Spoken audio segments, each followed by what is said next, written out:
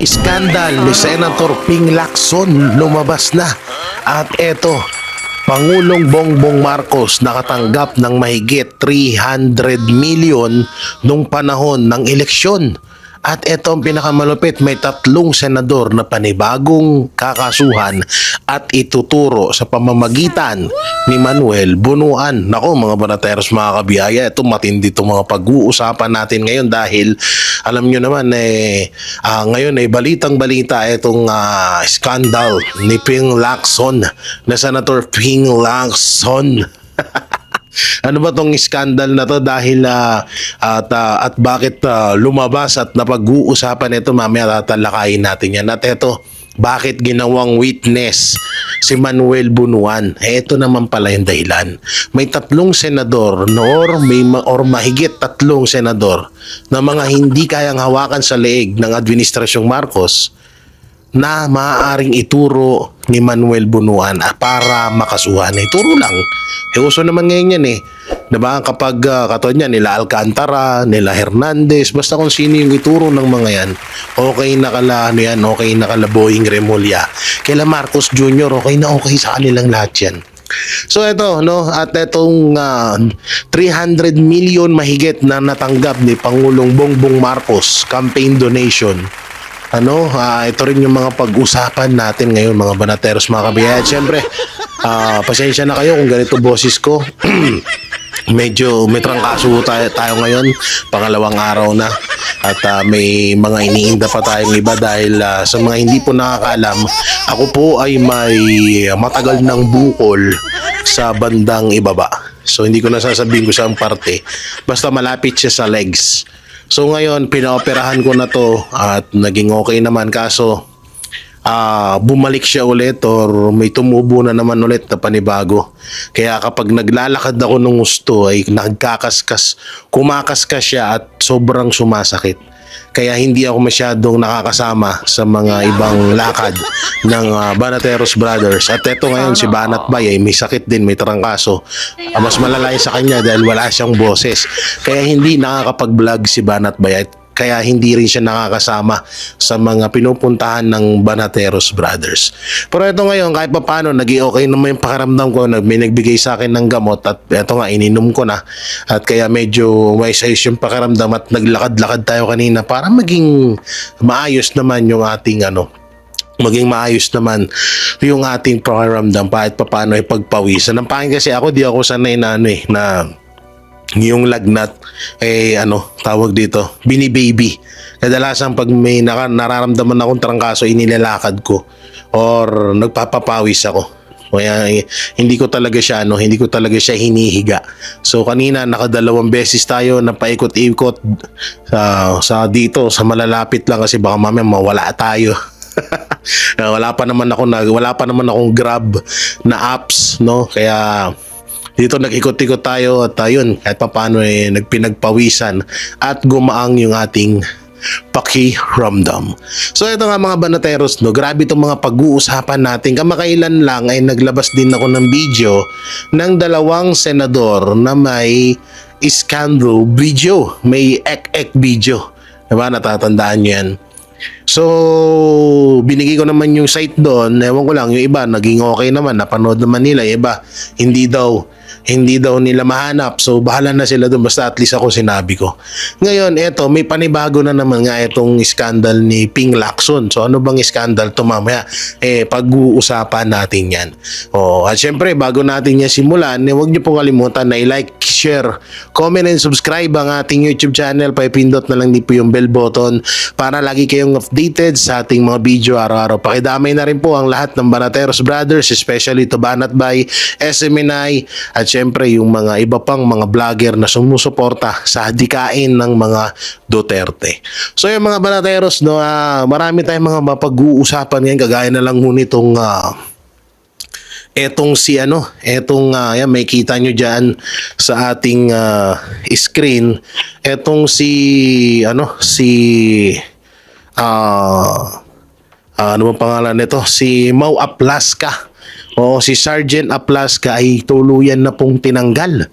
Naku, ito basahin natin, may kita nyo dyan sa screen Tinuluyan na si Aplaska Sinibak, wait lang, basahin natin. Sinibak na sa serbisyo si dating Senate Sergeant at Arms Mau Aplasca ayon sa anunsyo ni Ombudsman Boying Remulla.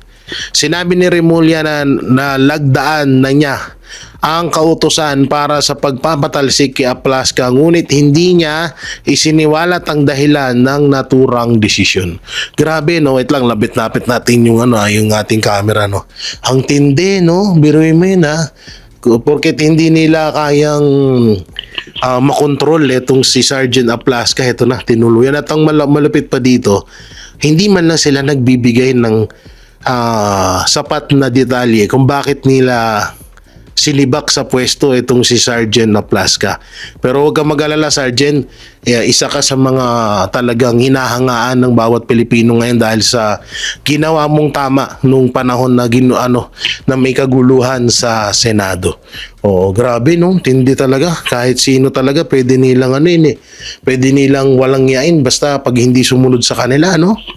So ito pa isang malupit na balita. Pari na nagpakita ng suporta sa rally ng Iglesia ni Cristo maaaring managot sa kanyang mga superior. Naku, ibinahagi ng manunulat na si Antonio Montalbian na maaaring managot ang pari na nakabase ngayon sa Argentina matapos ang ginawa nitong pagpapakita ng suporta sa rally ng Iglesia ni Cristo. Ayon kay Montalbian, parte ang pari na si Father Mark Pagente ng Oblate of Mary or tinatawag na OMI. Hindi umano nagustuhan ng mga miyembro ng OMI ang sinasabing Father Pagente. Kaya inireklamo nila ito sa kanilang supervisor na si Father Jerry Gamaliel de los Reyes. Agad naman umanong pinadalhan ni de los Reyes sa superior ni Pagente sa Argentina ang mga reklamo ng ilang mga pare. Grabe, naman. Alam niyo, wala namang masama dun . Kahit ako, hindi naman ako Iglesia ni Cristo. Marami naman tayo na mga hindi tayo miyembro ng Iglesia ni Cristo, pero okay naman, wala namang problema. Bakit itong mga to masyado silang masyado silang big deal, big deal talaga nila 'yon. Ang ganda nga ang ganda nga ng ganyan na kahit iba-iba kayo ng pinapaniwalaan pagdating sa relihiyon, iisa naman kayo ng pinapaniwalaan pagdating sa ipinaglalaban sa boses ng taong bayan. 'Di ba? Ang gusto nyo kasi ang bakit yan sila yung Father Plabi Villanueva, yung paring kalbo, 'di ba? Bakit sila nakikialam din sa politics? Ba't ayaw nyo rin i-report sa mga supervisor nila? May mga ganyan din pala sa pari, no? Hindi ko alam yan, ngayon ko lang nalaman yan na may mga ganitong na may mga ganitong issue pala. May mga ganitong patakaran pala sila. Grabe. Ang tindi na ng panahon ngayon, no? Talagang kapag ikaw ay kahit anong posisyon mo, kapag ikaw ay nakitaan na sumusuporta ka sa mga Duterte, buta yari ka. Eto pa. Remulla versus Remulla. Hinog na, hilaw pa. Kinumpirma ni Ombudsman Jesus Crispin Boying Remulla na hindi muna mahihaahin ng kaso laban kay Senador Joel Villanueva. Bakit? Matapos matukoy na kulang ang findings ng Department of Justice or tinatawag na DOJ. Ayon kay Remulla, kulang pa nakalap na ebidensya laban kay Villanueva. Kaya mismo ang opisina ng Ombudsman ang magsasagawa ng sariling investigasyon bago isumiti ang kaso sa Sandigan Bayan. Sinabi ito ilang linggo matapos niyang ideklara na hinog na ang kaso at handa ng hiyain. Napansin ng ilang taga-Masid na ang bilang pagiging hilaw na kaso ni Villanueva ay halos tumapat sa kanyang paglipat sa grupo ni Senate President Win Gatchalian na nagdadagdag ng pampolitikang koneksyon sa kasalukuyang investigasyon. Yan nga yung ano diyan yan nga yung masaklap, no? Biruin mo nung hindi pa lumilipat si Senator Villanueva, atat na, pipirmahan niya na lang daw 'di ba? Putangin na kasi itong mga to, may mga ganyan pa kasi kayo sinasabi. Alam nyo naman na matandain ang mga Pilipino, yan tuloy na bibisto kayo. Diba? Nabibisto kayo sa katarantaduhan na pinaggagawa nyo. So dito mga barateros, mga kabiyaya, sinabi niya na pipirmahan niya na lang. Ngayon, nung lumapit na or lumipat na si Villanueva sa kampo ng BBM senators, puto na, ang bilis, biglang nawala yung kaso, biglang hilaw pa, no? Samantalang nung nakaraan, hinog na daw. Okay din yan. Puta na, ang nakakaurat dito. Anong tingin sa atin nila, no? Anong tingin niyo sa amin? Hindi namin alam yung mga pinagsasabi nyo. Tapos sasabihan nyo kami ng fake news. Kesyo kayo naman yung gumagawa ng ikakasira nyo, na ikakagalit ng taong bayan sa inyo. Putangin ng Boying Remulla to, puta. Ang lakas ng topak mo, Boying. Nagsasyabo ka na rin ba? Nagtatanong lang ako Kasi yung mga ganyang utak na paiba-iba ng desisyon, paiba-iba ng sinasabi. Ano yan kadalasan sa mga nagdodroga yan nakikita. Nagdodroga ka ba, Boying Remulla? Hindi, nagtatanong lang ako kasi nung nakaraan, sabi mo hinog na, pipirmahan mo na lang.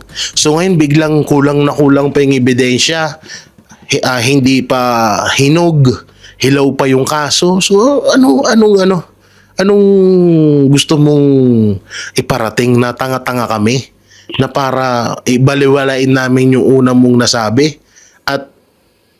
at paniwalaan namin yung bago mong sinabi ngayon. Tanginang yan.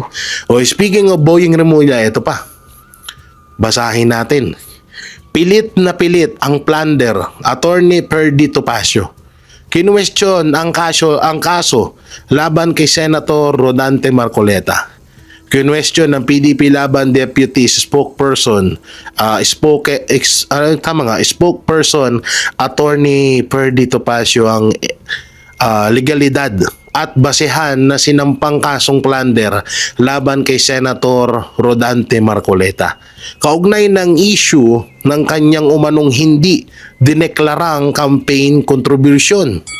Sa isang panayam ni Corina Sanchez Rojas sa programang On Point ng Bilyonaryo News Channel, tahasang sinabi ni Topacio na tila pinilit lamang ang kaso upang masigurong hindi makakapiyansa ang senador.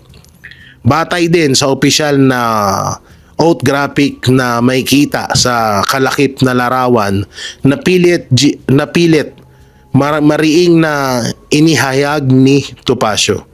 Kahit sino tanungin ninyong legal expert, pilit na pilit itong plunder para sa maging non-available as a matter of discretion ay pinilit na lang nilang plunder. Ang masama pa nga nito, yung kaso ni Cheese, kaso ni Villanueva, kaso ni Romualdez de Bunuan, si Bunuan pala witness na ay baka maunahan pa ni Senator Rodante Marcoleta na makulong sila. Samantalang sinabi na sa atin ni Boying na hinog na yung kay Villanueva, di ba? Baka mauna pa yung kay Marcoleta na kaso. Tanginang yan. Ewan ko na lang kung papayag ang Iglesia ni Cristo ngayon. No? Kung hindi ko alam kung papayag sila na, so siguro may mga nabalitaan kasi ako na etong Iglesia ni Cristo ay nag-warning, pang ilang warning na nila. So ngayon kapag pinilit pa rin na arestuhin si Rodante Marcoleta, ay doon na daw nila gagawin yung pinakahuling hakbang nila. Hindi ko alam kung gaano katotoo yan, pero sinasabi naman natin lagi dito sa vlog natin na sana ay walang magkaroon ng sakitan. Diba? So, alam naman na natin na ganyan talaga itong ginagawa nila.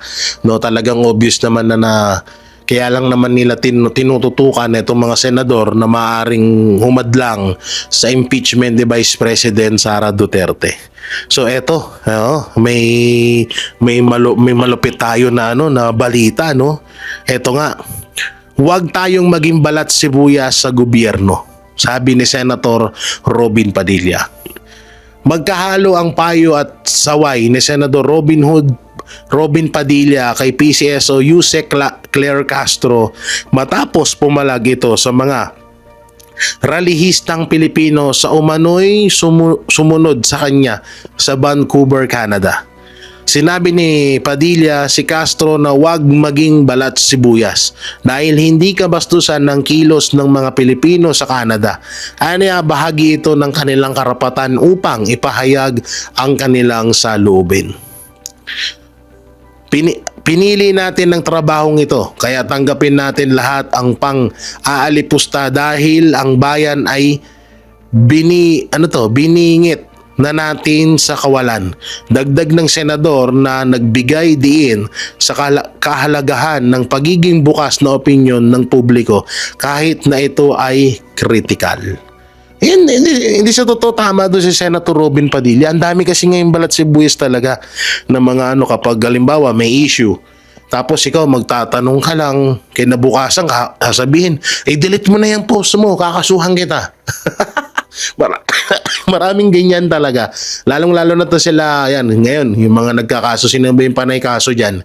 Sila Tulfo, sila Hontiveros, sila Kiko, Pangilinan, yun yung isa sa mga balat sibuyas dyan ng mga senador. Tulfo Brothers, Hontiveros, tsaka Kiko Pangilinan. Yan yung mga kadalasan na mga nagsasampa ng kaso. No, alam nyo, putay na, kaya hindi kayo manalo-nalo sa mataas na posisyon. No, nauna, yan yung sumisira sa inyo, yung pagiging balat sibuyas nyo. Dapat tanggalin nyo yan bilang public servant kayo. Punta na, ginawa nyong ginawa nyong tawag dito, pinasok nyo yung ganyang larangan, tapos ngayon kapag nababanatan kayo, nagagalit kayo. Tanginan yung lahat. Eto na ang inaantay nyo about sa iskandal ni Senator Ping Lacson. Basahin natin ng maigi mga banateros, na makikita nyo dyan sa screen. Cement smuggling scandal ng anak at issue ng flood control inungkat ni Cathy Binag laban kay Senator Pampelo Ping Lacson. Gumawa ng ingay ngayong araw, Hulyo 4, 2026, ang naging direkta at matapang na pahayag ni Cathy Binag kung saan tahasan nitong kinumpirma at kinwestiyon ang motibo ni Senador Panfilo Ping Lacson sa pag-atake nito kay Senator Rodante Marcoleta. Hinamon ni Binag ang dating senador. Ba't dating senador? Ang dating senador na tinatawag niya sa palayaw na Pinky, na sagutin kung ang ginagawa nitong ingay laban kay Marcoleta ay isang paraan lamang ng pagprotekta o pagtakip upang hindi kalkalin ang kontrobersyal na cement smuggling case na kinasangkutan ng kanyang anak. So anak pala ni Senator Ping Lacson ng dawit dito sa smuggling case na to Pinky, sagot, totoo bang kaya inatake mo si Senator Rodante Marcoleta para hindi kasuhan at kalkalin ang cement case ng anak mo? Tapos bakit parang naglahong parang bula ang binida mong before na may alam kang 67 congressman nakasabwat sa flood control projects? Maring hamon ni Cathy Binag. Ang binanggit na cement case ay matagal nang naging issue sa publiko na nag-uugnay sa anak ng dating senador ba't dating senador? Ano bang nyo kay Ping Lacson? Talagang dating senador siya. Nag-uugnay sa anak ng dating senador na mga umano'y irregularidad at smuggling ng semento sa bansa. Ayon sa pasaring ni Binag, tila may takot si Lacson sa muling mabuhay ang kaso, kaya ibinabaling ang kaniyang mga banat kay Senator Rodante Marcoleta. Nako, dapat sagutin mo yan, ha? Oo, dapat sinasagot ni dapat sinasagot ni Senator Ping Lacson yan, yung pahayag na yan, no? Oo, at mahirap yan. Mahirap yung ganyang case na yan. Samantalang ito, mapunta na ho tayo dito kay BBM. Ito, basahin natin, ha? Asan na yun? Public records. Shortcut tayo mga banateros, ha. Public records Dan Anton Lagdameo Jr. donate 247 million pesos. Mel Robles donated 30 million, and Francisco Chu Laurel donate 30 million to the campaign of President Bongbong Marcos. All three were subsequently appointed to senior government. Nako, eto nga mga banateros, nakita ko tong picture na to na nakikita nyo dyan. Eto nga, no, na nag-donate daw ng campaign donation etong si Subsecretary Special Assist to the President na si Lagdameo, GMPCSO na si Laurel, at etong si Secretary of Agriculture, no? Bali magkano to lahat? So bali nasa nasa 300 million pesos mga banateros, mga kabiyaya. Ewan ko ba kung totoo po ba ito, no? Dahil sobrang laki to, at bakit hindi to kinakalkal ng ombudsman? Hindi, sa totoo lang ang dami. Halos lahat naman talaga ng mga politiko talagang may mga donated, may mga natatanggap na donasyon galing sa iba't ibang mga tao. Kagaya na lang yan si Senator Rapi Tulfo na dinonatan nila, kung nakalimutan ko yung apelyido, pero nakatanggap ng donasyon si Rapi Tulfo, si Erwin Tulfo, ng 120 million na galing sa mga taong involved sa flood control scam. Pero hindi yan pinapansin ng ombudsman. Bakit kaya? Yung pinakatanong dyan, bakit kaya hindi siya pinapansin? At eto mga banateros, mga kabiyaya, yung about dito sa smuggling sa cement smuggling ni Ping Lacson, bakit hindi rin kaya kinakalkal ng ombudsman yan? Grabe pala yung mga kaso di umano ng anak ni Ping Lacson. Nako, dapat kinakalkal yan. Hindi pa pwedeng ganyan lang, nahahayaan lang yan. At eto nga mga banateros, no, di umano etong si Bunuan ay gagamitin na laban sa 3 senador. So sino itong 3 senador na ituturo ni Bunuan dahil siya ay gagawin ng witness ngayon? So may mga bali-balita na eto daw ay sila Loren Legarda, Alan Peter Cayetano, at tawag dito, etong magkapatid na Bilyar, no? So tutusin 4 yan pero may posibilidad na yung magkapatid na Bilyar at etong si Loren Legarda at etong si Senator Alan Peter Cayetano. Yan ay bali-balita pa lamang, no? Kasi nagulat tayong lahat na bakit ginawang witness etong dating DPWH Secretary Manuel Bunuan. So para lubos nyong maunawaan itong sinasabi ko, may ipapanood ako sa inyong video ni Attorney Bato. So ito po at ating panoorin. But I see ang pag-discharge sa kanya as state witness, I think this is more of a concession. I think may pinag-usapan ito. And of course, sino ituturo niya?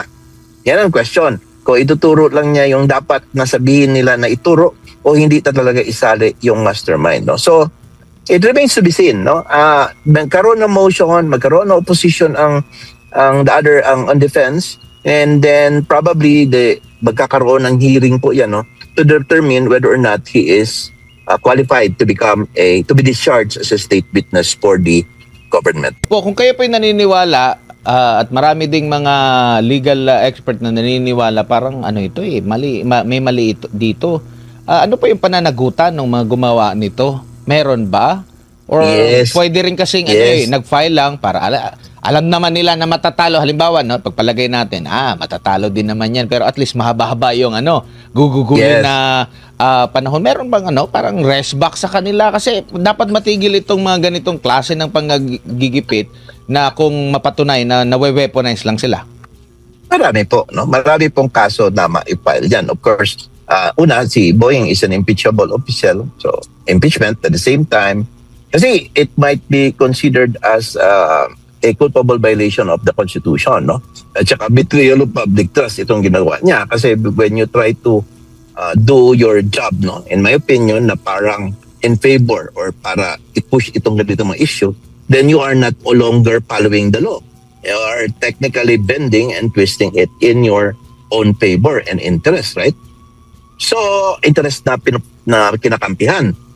And then, yung may mga criminal cases, the incriminating innocent persons and other cases. But however, the question na maganda po, Admar, is that meron bang makuha na justisya sa panahon na ito? Can we get justice at this very moment na ito po ang administration? We cannot get any justice now. So we have to wait in 2028 na mapalitan ito. And talagang magbabaha ng kaso ito because we know for a fact na ang stand ni Vice President Inday Sara, he wants to have a Vice President running mate and a Vice President na ang tatrabahuin is pakulong lang itong lahat ng magiging accountable. Di ba? So yan ang not today, not this time, but maybe in the very near future. Opo, at alam nyo naman kung i-impeach, ganun din magkakakampi din naman, numbers game din naman yan, baka hindi rin nauusad. Pero usad tayo sa ibang topic. Yung kasong graft Yes, po. laban kay Congressman Zaldico, pinag-utos ng Sandigan Bayan na i-archive dahil nga po mahigit 6 months na ang nakalipas, hindi pa rin siya nahuhuli. Ano bang ibig sabihin nito pag sinabing archive, attorney?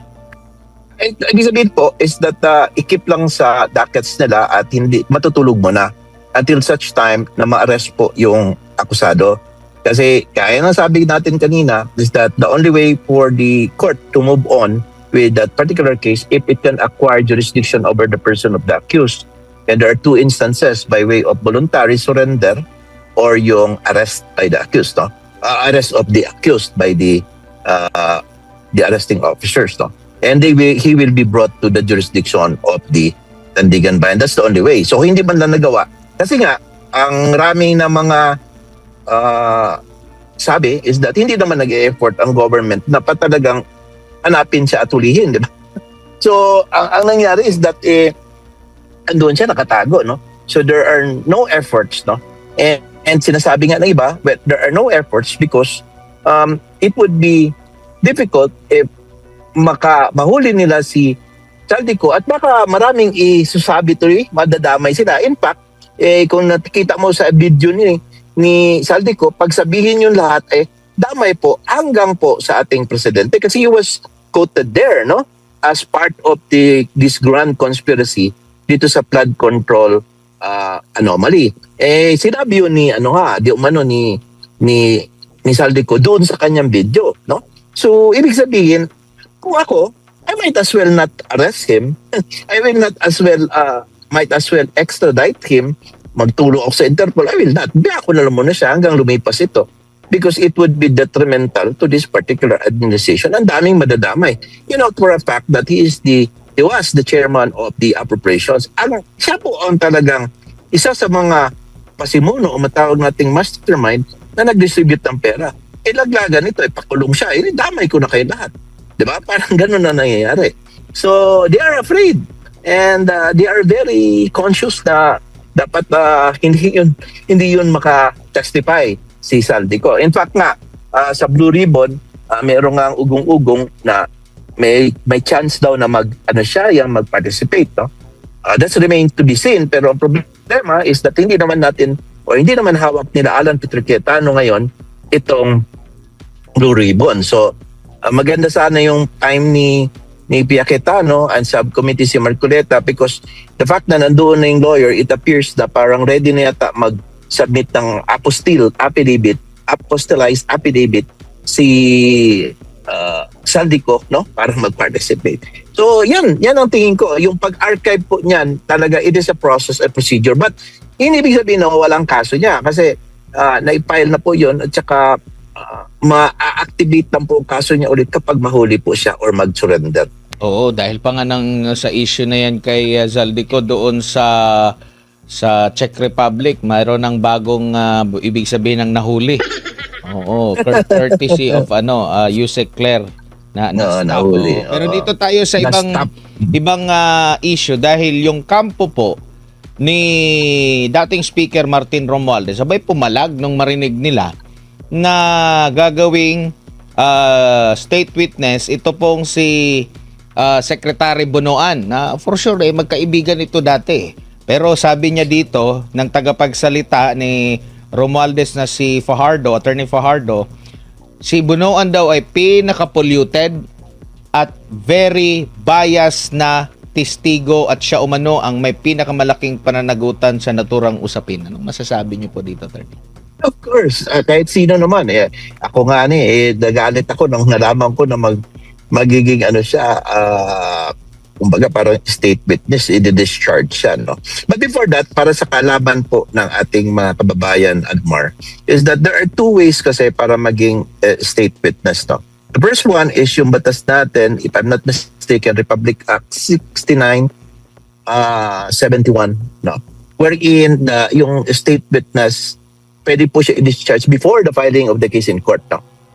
And the other one is kapag na-file na po sa court, dahil one of the accused siya, katulad dito kay Bunoan ngayon, ang discretion ngayon para maging state witness siya nasa korte na, nasa Sandigan Bayan. So, ibig sabihin, the prosecution moved to discharge him as state witness. Now, may mga elements no, or mga requisites para maging state witness ka. Number one is that you appear to be the least guilty. Your testimony is important, without which we cannot secure any conviction. Number 3, your testimony can be corroborated by other evidence. No? So I think papalyar Kasi number 1, he does not appear to be the least guilty. He is part of this grand conspiracy. So he is a part and considered as a mastermind also, no, together with Saldico and everyone else. No? The second is that meron pong yung kanyang pagiging least guilty, at the same time yung kanyang yung limutan ko to kasi tumawag Position. yung position is Masyado bang mataas yung position niya para hindi, yung involvement, possible involvement? Hindi, yung testimony niya, essential ba yun na without his testimony, hindi makasecure ng conviction? Meron na pong mga ibang witnesses, state witnesses na pwedeng gamitin. Nandiyan na sila yung ibang mga DPWH officials, nandiyan pa sila Diskaya. So, ibig sabihin po, hindi po necessary yung position na yon, yung kanyang testimony, that essential na without his testimony, hindi na makakonvict. Ibig sabihin, meron pang ibang testimony na pwede mag-convict. Number 3 is that although masupport ng evidence yung kanyang testimony, ang issue is that yung first and second, baka doon siya na requisite, doon siya papalyar. Okay? So, having said that, he cannot be discharged as state witness. So, but of course, it will be the discretion of the Sandigan Bayan, ano? So, kung i-discharge siya as a state witness o hindi. But I see, ang pag-discharge sa kanya as state witness, I think this is more of a concession. I think may pinag-usapan ito. And of course, sino ituturo niya? Yan ang question. ko, ituturo lang niya yung dapat nasabihin nila na ituro o hindi talaga isali yung mastermind, no? So, it remains to be seen, no? Magkaroon ng motion, magkaroon ng opposition ang on defense, and then probably magkakaroon ng hearing po yan, no? To determine whether or not he is qualified to be discharged as a state witness for the government. Oo, ang sinabi pa dito, si Romualdez naman daw hindi naman daw yung nagpopondo at nagpipili sa ipatutupad at magpapatupad ng flood control project, which is ito Yes. ay sa side din naman ng executive. So sinong ituturo niya sa executive na halimbawa si Bunoan sa executive na pinaka-mastermind na paniniwalaan ng tao? Baka sasabihin niya, yung district director na pwede ba yun? Mas mababa pa sa kanya? I got your point. Tama, no? I got your point. Technically speaking, kung isipin natin is yung kanyang participation being the highest head of the office, he is going to say, itong mga director ko, itong mga driver ko, yun ay papakulong niya mga small fries. That's correct, no? That would be a good consideration also in determining kung pwede ba siya maging state witness, no? Because I think hindi talaga pwede. So that's how I see it. Pwede pa rin naman pong subukan ng kanyang abogado na siya ay hinga ng bail dahil yung pong bail is a matter of right eh. So at yan po ay nadideny lamang when pagka in the case of a capital offense at saka the evidence of guilt is strong. Dito po sa usapang when the evidence of guilt is strong, doon po sila kakatig dito sa paghingi ng bail sa kasong ito. Kahit po sinasabi sa batas na it is non-bailable, pero sabi ko nga po, bail is a matter of right, and lalo na po kung mahina ang ebidensya. At sa tingin ko po, dito sa kasong ito kay Senator Marcoleta, mahina ang ebidensya nila. Mahina ang kaso. Makakasama natin ang pinuno ng United People's Initiative, si retired Brigadier General Attorney Virgilio Garcia. Attorney, magandang gabi, Admar po. Magandang gabi, Admar. Magandang gabi sa iyo mga taga-subaybay ng inyong programa dito sa Pilipinas at sa buong mundo. Opo, naisampa na po ang kaso. Otomatiko ba ito once na galing po sa ombudsman at maihahain na sa Sandigan Bayan ay agad na maglalabas na anytime soon ng warrant of arrest, or pwede pa ito maharang o makwestiyon ng kampo ni Marcoleta?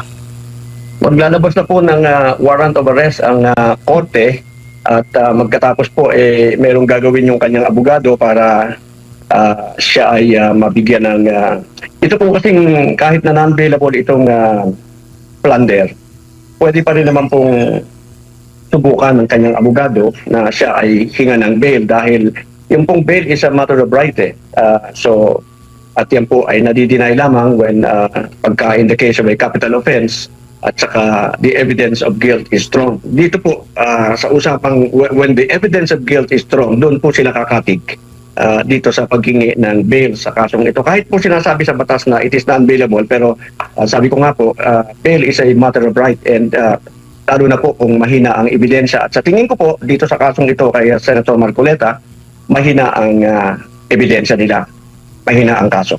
Opo. Pagpalagay po natin, sir, sakali man po na umusad talaga at maglabas po ng warrant of arrest, mga ilang buwan o aabot ba nito ng taon bago po ang pagresolba?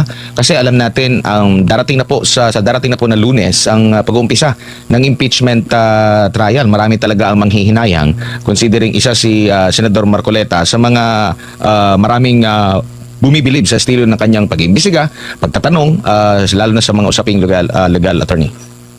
Totoong na magiging kawalan yan sa ating lahat. Kasi yung diskusyon sa impeachment trial, part ng natin yan nagiging part ng ating jurisprudence, nagiging part ng ating kaalaman na dapat sana ay maging benepisyo ng mga darating na Pilipino na itong bagay na ito ay makapagpayaman sa ating pag-iisip, sa ating mga galaw. Kaya lang po, maaari nga na dahil sa kanilang pangamba, si Senator Marcoleta magaling na abogado at magaling mga tuwiran, gusto nilang kumbaga busalan na agad ang kanyang bibig. Maaari pong magtagal, maaari pong hindi magtagal dahil ito naman po ay kailangan bigyan ng prioridad ng ating hukuman dahil si Senator Marcoleta ay hindi po isang ordinaryong taong akusado.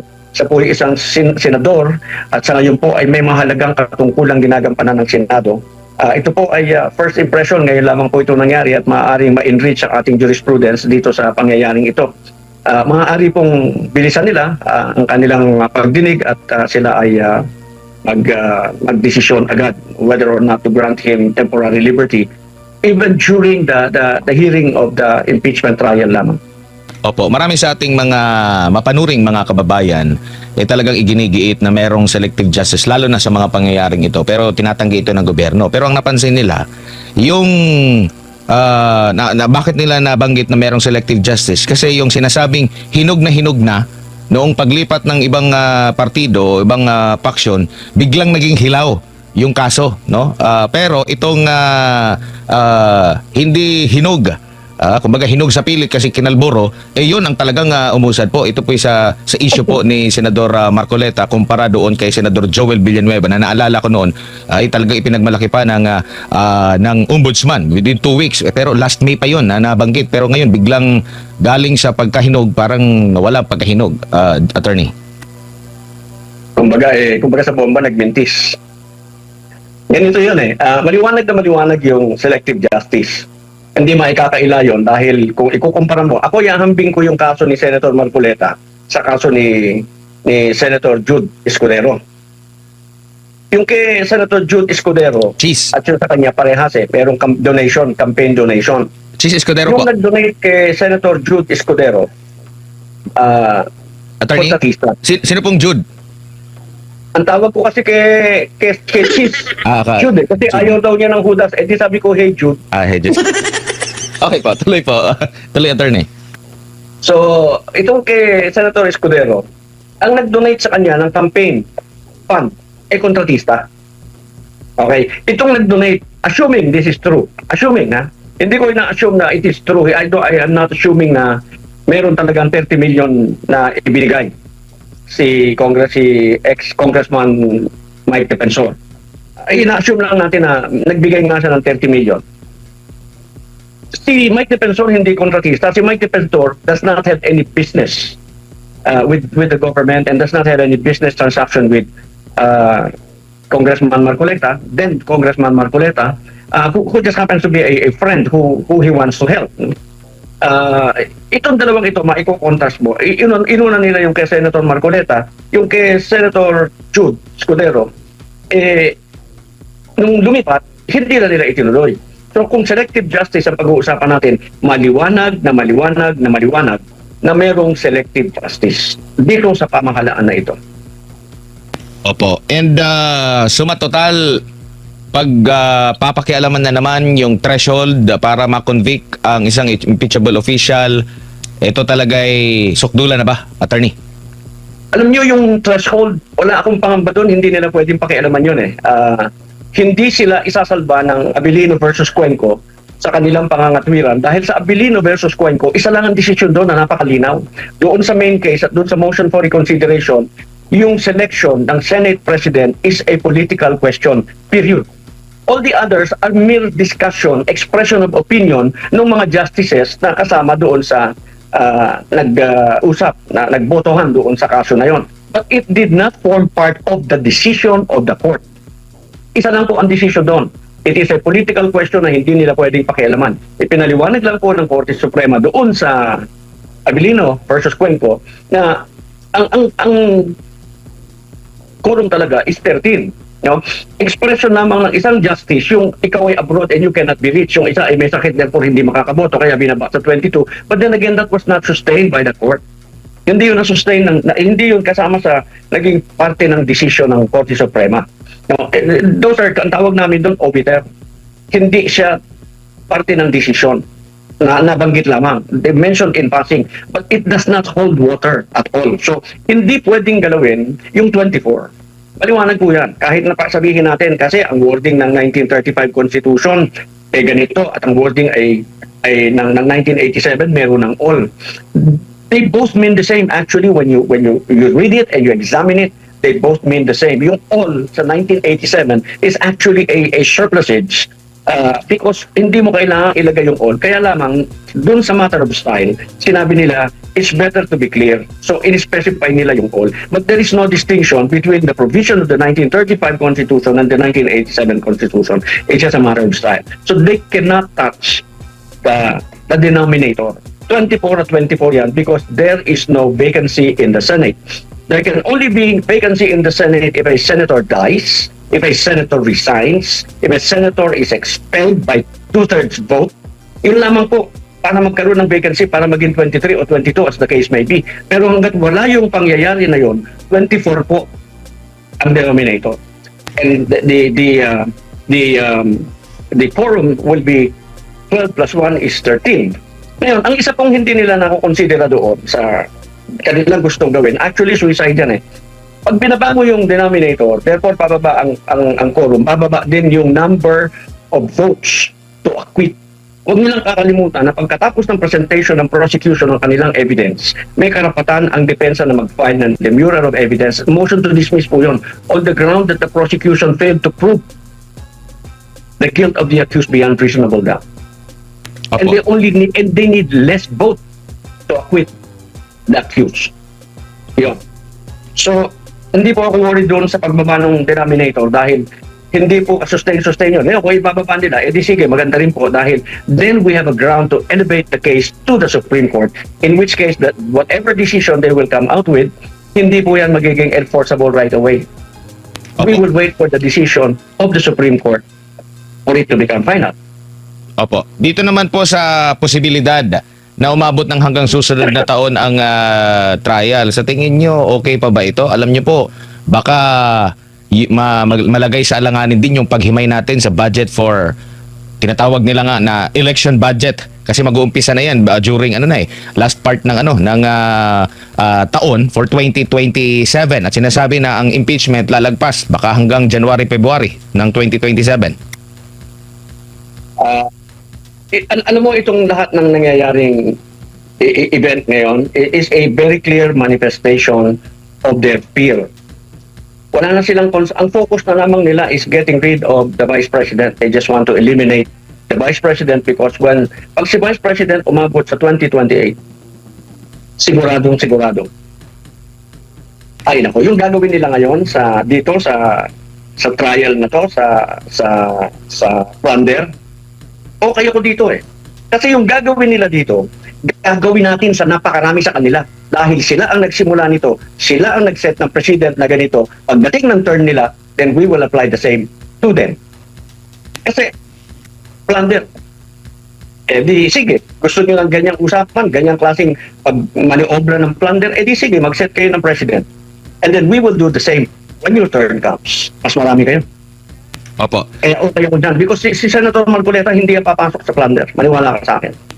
Opo. Dito naman po sa huling topic lang po, Attorney, dahil doon sa 18 sa tinaguriang Brave 18, 8 po doon, 8 sa mga salaysay, ay ginamit ng ombudsman laban dito kay Speaker Romualdez. So ibig sabihin, nakikita nilang credible talaga. Bakit kaya hindi rin umaakma yung Senado ngayon para muling imbestigan once and for all at imbitahan yung mga sinasabing may nalalaman, lalo na yung may dagdag pa, yung Valiant, may Fearless 14, Valiant 7 pa, na mga dating sundalo po na naging kawani ni Congressman Zaldico.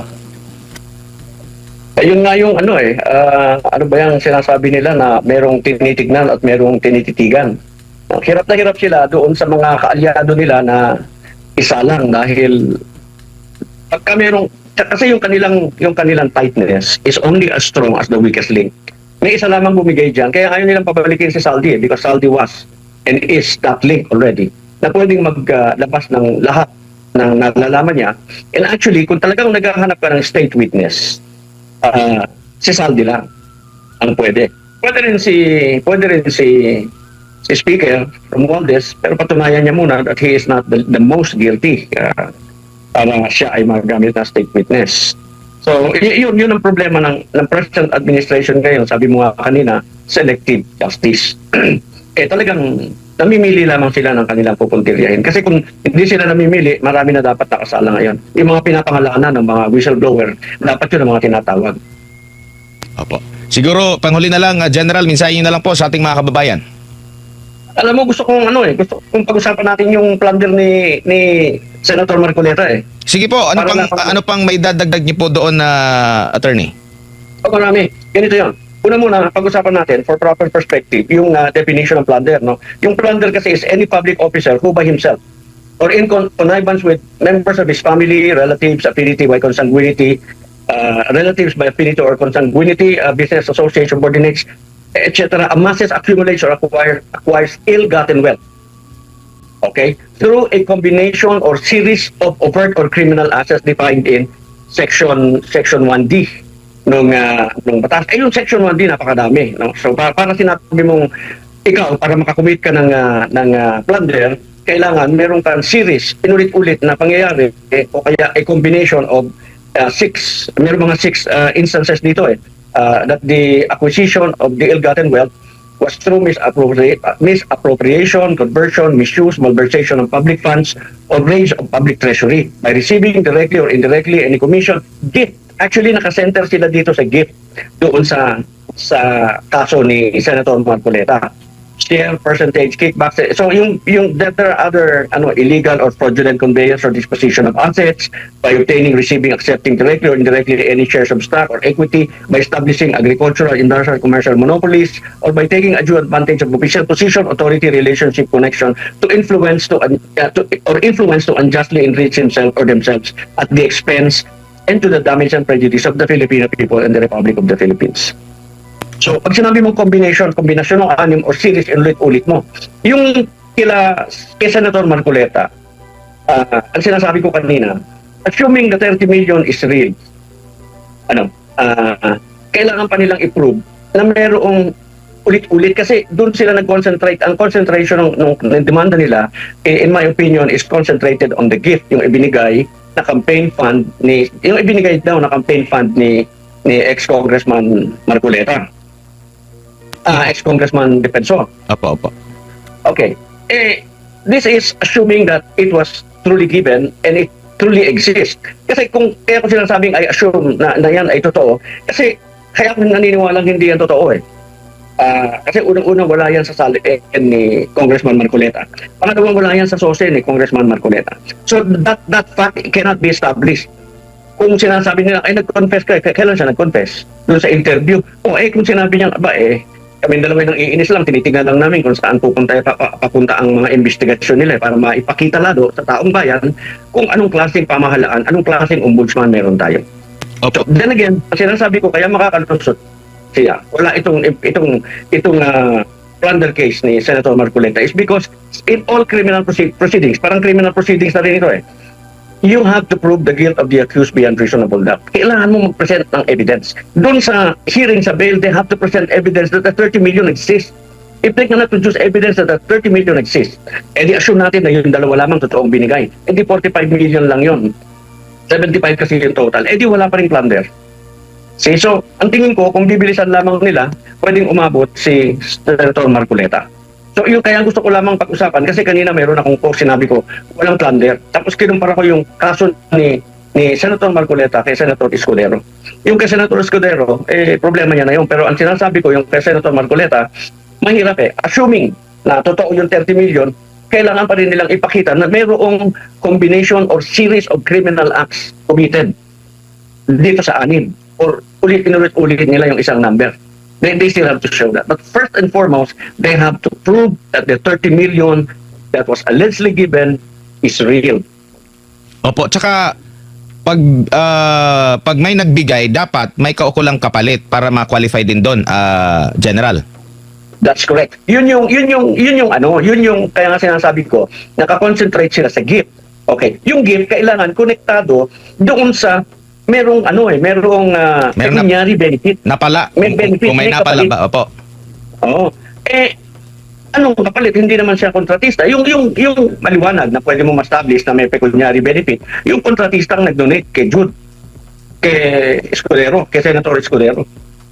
Pero kay Senator Marcoleta, na assuming na totoong nagbigay ng 30 million si ex-congressman Defensor. At mapatunayan nila na merong ano. Pero yung kagaya attorney kay Marcos Jr. na yung mga benefactor niya nag-donate nasa mga posisyon ngayon. Hindi ba pasok 'yon? Pasok na pasok. Yan ang maliwanag na mga pasok na pasok. Kaya nga sinasabi ko, maganda tong ginagawa nila. Because we can do the same to them when their turn comes. Yung mga major contributor, yung isa, yung isa, di ba?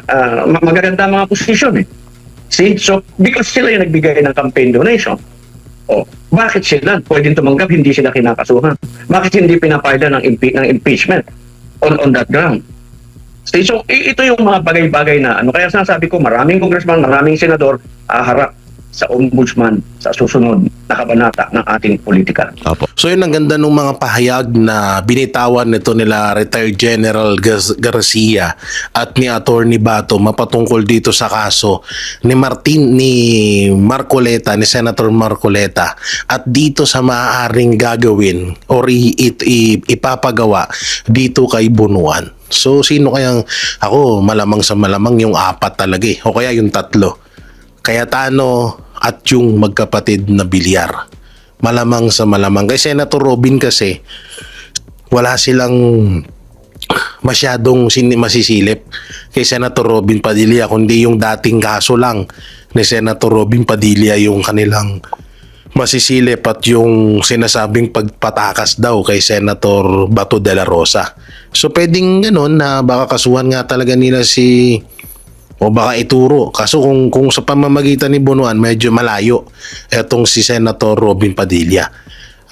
Dito naman sa magkapatid na Villar, maaaring sila din talaga rin Sila rin talaga yung maaaring ituro ni Bunuan. At baka nga pati ito si Senator Cayetano. Alam naman natin na inis etong at gustong-gustong nilang pabaliktarin etong magkapatid na Villar para mas solid yung kampo nitong BBM senators. At alam naman natin kung gaano kagigil nila kay Cayetano.